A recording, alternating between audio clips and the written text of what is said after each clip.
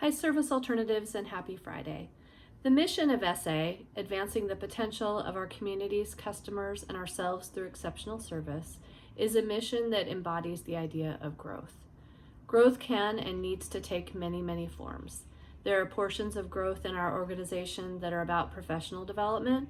There are portions that are about organizational systems and change.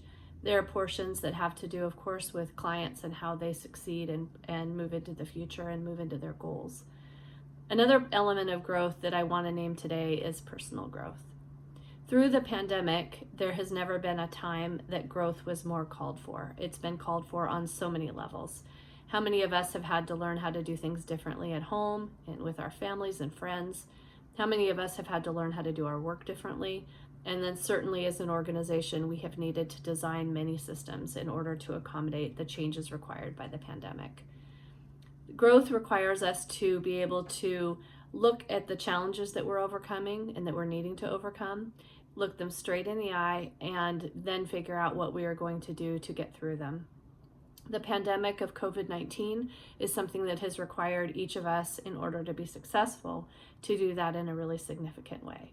Across our organization, we have so many different examples of growth, and I want to name a few of those because they take so many different forms. There are many stories of youth that are transitioning into permanent placements. That might be transitioning into an adoptive home. It might be a transitioning back to a biological family. The number of kids that have been successful in terms of leaving their therapeutic environments, which are often our residential programs and sometimes our therapeutic foster care programs, and moving into a permanent situation is fairly substantial.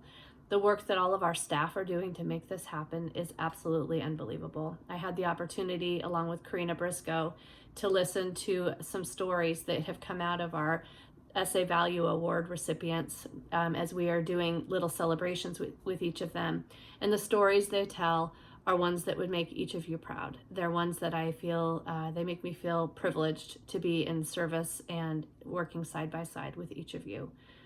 There are stories of growth in terms of program size. Our Southwest Washington programs continue to grow.